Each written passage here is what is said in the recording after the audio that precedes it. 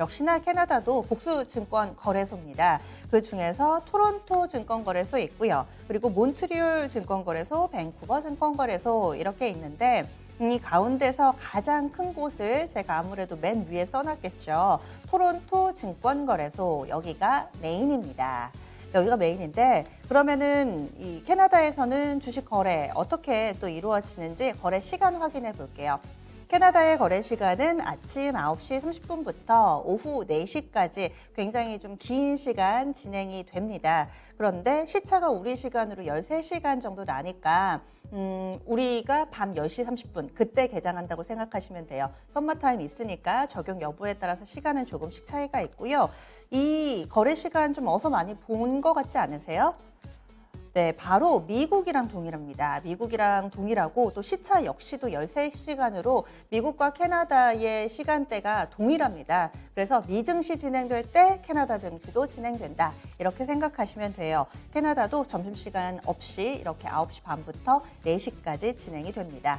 캐나다의 경제 규모라든지 우리가 캐나다 하면은 막 행복한 국가다, 이민 많이 가고 이런 것만 생각을 하는데 경제 규모도 상당합니다. 보시면은요, 저만 이런 생각, 채소님께서도 캐나다 하면은 자연경관만 생각했는데 하셨잖아요. 저도 그렇습니다. 캐나다 하면 뭔가 좀 놀러 가고 싶고, 그리고 어렸을 때 생각해보면은 그쪽으로 또 어학연수 가는 친구들도 많았고, 저는 못 갔는데요. 네, 캐나다 하면 약간 그런 생각들이 좀 많이 떠오르는데, 캐나다의 경제에 대해서 이 시간에 좀 살펴볼 수가 있을 것 같아요. 캐나다의 이 토론토 거래소가 어느 정도 사이즈냐면요. 이건 저희 예전에 미국 증시할 때 한번 제가 다뤘던 화면입니다. 여기에서 가장 큰 연두색이 미국의 뉴욕 증권거래소였고 그 옆에 있는 그 다음으로 큰 연두색이 나스닥이었잖아요. 그리고 그 연두색 사이에 위쪽에 보시면 가장 작은 연두색이 하나 보이실 거예요. 그게 바로 토론토 증권거래소입니다. 다른 국가하고 비교해보면 사이즈가 그렇게 작지 않죠. 네, 세계적으로 봤을 때도 시가총액 톱 10 안에 드는 꽤 큰 규모의 증권 거래소라고 볼 수가 있어요. 그래서 여기도 상당히 많은 기업들이 상장돼 있어서 거래가 활발하게 이루어지고 있습니다. 수산물 수출 짱이죠. 그래요? 캐나다가 수산물 수출 많이 해요? 등 게시판에 여러분들도 아시는 내용들 이렇게 막 써주고 계신데 채소님께서 맞아요. 네, 이렇게 도깨비라는 드라마 보셨어요? 저는 굉장히 재밌게 봤는데 그때 퀘벡을 배경으로 해서 찍은 그런 장면들이 있었는데 그때 캐나다 너무 가고 싶으셨다고 제가 쓴 것처럼 네, 너무 가고 싶더라고요. 물론 제 사심이 담겨 있는 건 아니고 뭔가 캐나다 가고 막 하면 공유 같은 분이 막 있을 것 같고 막 그랬습니다. 그래서 심쿵심쿵 한 번도 가보지는 못했는데 자연 경관이 너무 멋있는 데다가 거기에다가 또 멋있는 이 남자 주인공, 여자 주인공이 같이 있으니까 얼마나 또 이렇게 핑크핑크한 그런 모드가 생겨나겠어요. 여기 보시면 테리님께서 캐나다 자연경관 말씀하시니까 20년 전에 캐나다의 로키 산맥에 위치한 국립공원 갔을 때 엄청 좋았던 기억이 나신다고. 20년 전에요? 그때는 지금보다 자연경관이 더 멋졌을 것 같아요. 벌써 갔다 오셨네요. 그리고 올리브장님께서도 도깨비 촬영지 가려고 했는데 코로나 때문에 계획이 틀어졌다고. 아쉽네요. 그 아쉬움을 이 시간에 조금이나마 덜어보셨으면 하는데 그것도 쉽지가 않죠. 그리고 저평가님께서 캐나다 살기 좋더라고요 하셨는데 그래요?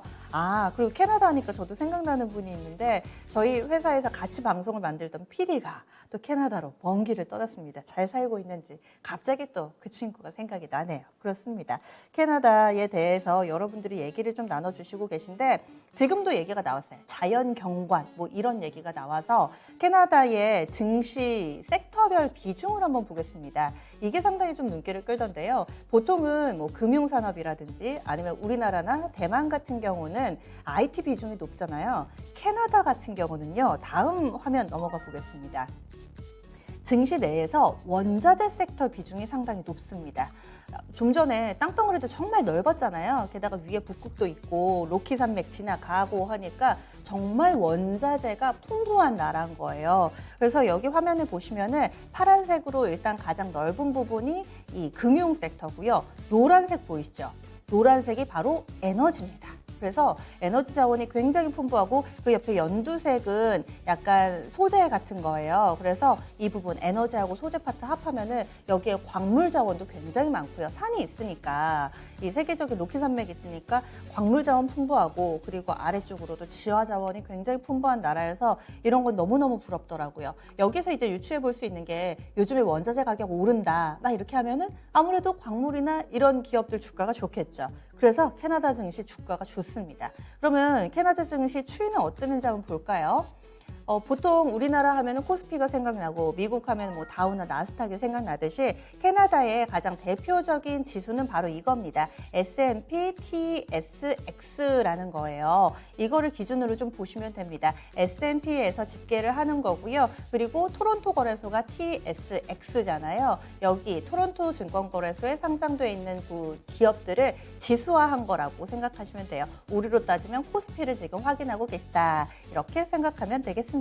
지금 이 차트 같은 경우는 5년 놓고 본 차트거든요. 그래서 캐나다 증시도 최근 들어서 사상 최고치를 경신하며 거의 2만 포인트의 임박한 모습을 보여주고 있습니다. 이렇게 잘 오름세를 나타내다가 한번 쑥 꺾인 데 있잖아요. 거기는 전 세계적으로 다 동일하게 코로나 쇼크입니다.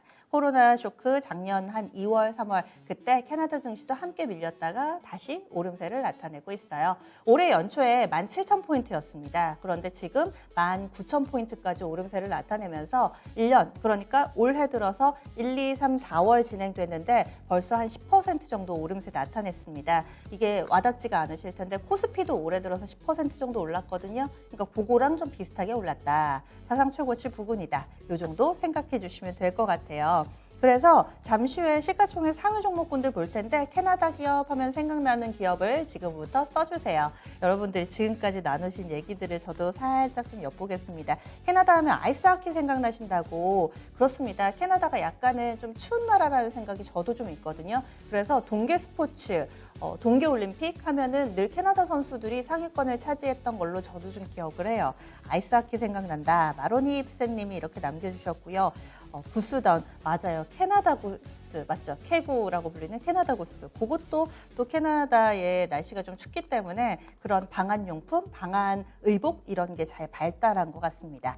이렇게 원자재일 것 같았어요. 채소님께서도 올려주셨고, 캐나다 하면은 원자재가 이렇게 또 상당히 큰 비중을 차지한다. 많은 분들이 알고 계시네요. 선물 같은 순간님께서는 로열 뱅크 오브 캐나다가 아직 시총 1위일까요? 해주셨는데 그러면 그 다음 시가총액 탑5 보겠습니다. 제가 어떤 기업들일까요? 이렇게 맞춰주세요 하려고 했는데 사실 저만 같아도 캐나다 하면 딱 떠오르는 기업이 몇 없거든요.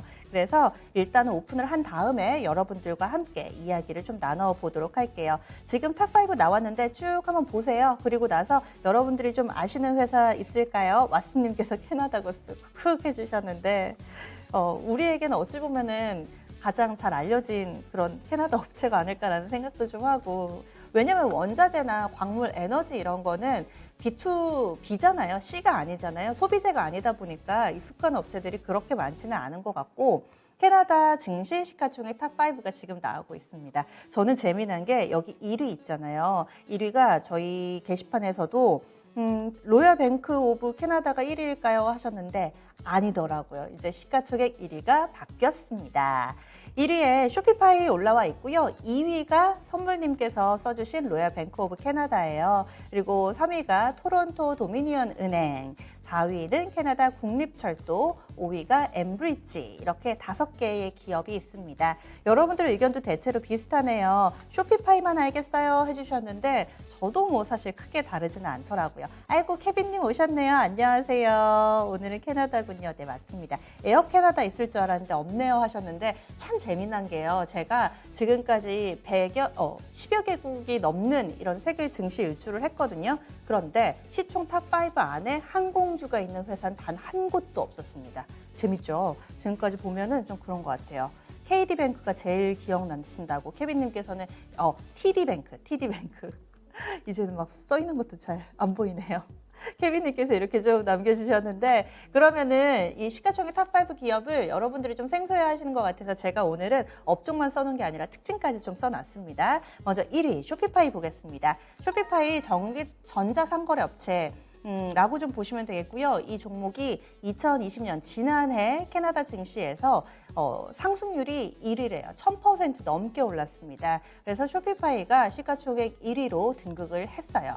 그리고 2위, 3위는 모두 다 이 금융 섹터입니다. 로열 뱅크 오브 캐나다는 보시면 중앙은행 같잖아요. 뭔가 로열 뱅크 오브 캐나다 왕립은행이라는 건데 중앙은행이 아닙니다. 그냥 일반 상업은행이에요. 여기서 뭐 발권력이 있다거나 하지 않아요.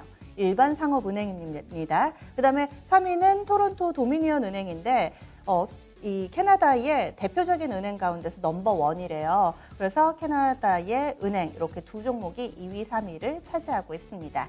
4위에는 철도 업체예요. 그런데 여기서 뭔가 특징이 없을까 이렇게 제가 알아봤더니 빌 앤 멜린다 재단, 그러니까 빌 게이츠 부부 있잖아요. 거기에서 재단을 차렸는데 이 업체에서 이 캐나다 국립철도 지분을 약 8% 정도 가지고 있답니다. 그래서 여기에서 지분 투자한 게 상당히 좀 눈에 띄더라고요. 5위는 엠브리지라는 업체인데 원유하고 천연가스 운송하는 업체래요. 역시나 이쪽도 에너지를 기반으로 한 업체인데 가장 눈에 띄는 부분은 고배당입니다. 여기에 배당 메리트가 높아가지고 또 글로벌 투자자들에게 러브콜을 받고 있는 그런 업체라고 합니다.